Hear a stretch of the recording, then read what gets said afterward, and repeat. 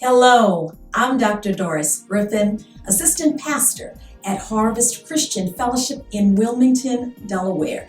I serve beside my husband, who is our senior pastor, Reverend Dr. Meredith Griffin.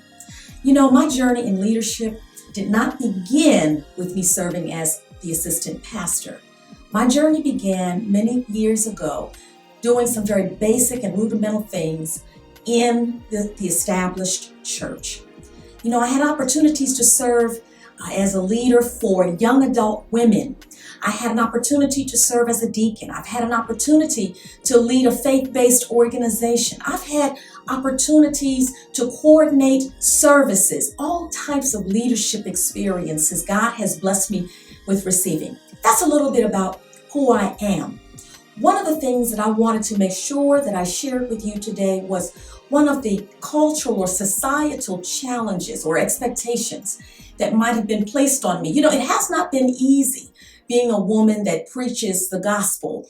One time I experienced it was very difficult for me to sit in a room and not feel respected because I was the only woman in the room. Have any of you experienced that by chance?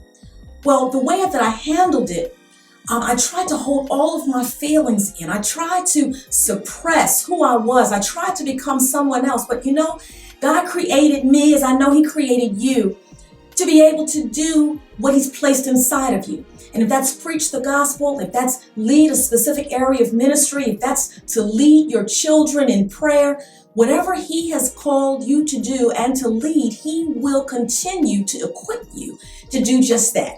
So the way that I handled it was that I got over my feelings, I forgave those that needed to be forgiven, and I pressed on to the bigger work, because those little hurts, those little offenses, they have to be pushed to the side. In order for you to be a leader in God's house, you've got to be willing to forgive and move on.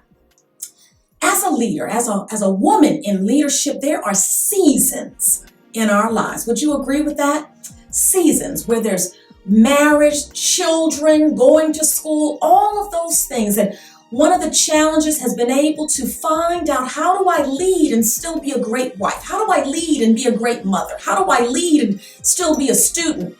Well, first and foremost, it is vitally important that you keep Christ first, that you keep God at the forefront. And then you've got to make sure that your spouse, your husband, feels honored and respected and loved.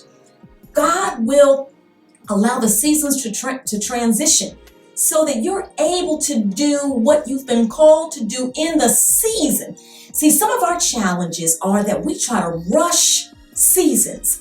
When a newborn baby comes home and a woman has been called to leadership, her first order of business is to make sure that the baby is taken care of. Her first order of business is to make sure that her husband is taken care of. Her first order of business is to ensure that things at the house are all right. I can remember a time when I was working in a church and I was responsible for preparing a meal to take to the pastor. And my husband was very upset because I had not prepared anything for him, but I was so excited to be able to take something to the church to prepare, and that I had prepared for our pastor at that time. That was totally out of order. That was the wrong season to do that type of ministry. Seasons. Being sure, being capable of watching those seasons, being able to know what God has put in you, but waiting on Him to give you opportunity to bring it out. The most important or the most helpful resources that I have used have come in the form of books and seminars, conferences. I read a lot of John Maxwell books at this time, and I lead a specific group on my job where we go through the different leadership laws and leadership principles that John Maxwell teaches. I love opportunities to go to seminars and love opportunities like you're participating in right now regarding a class. Grab all of the opportunities for learning. Whatever your learning style is, if it's reading blogs, if it's keeping yourself informed on Twitter or even on Facebook, I want to encourage you to utilize whatever tools you have available to you to advance your call in leadership. There's one piece of encouragement that I want to leave with you, that I leave with any and everybody that calls my telephone and is not able to get me. I want you to remember that it will work out. It will work out.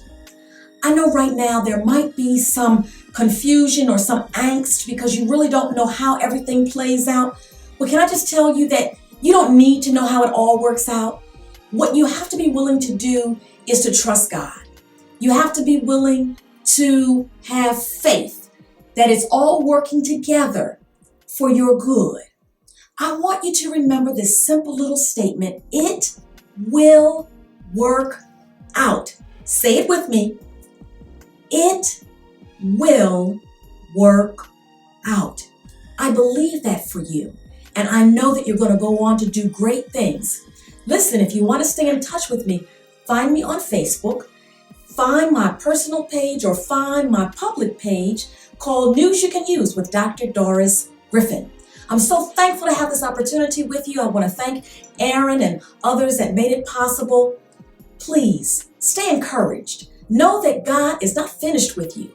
He's put something in you, and He is going to draw it out.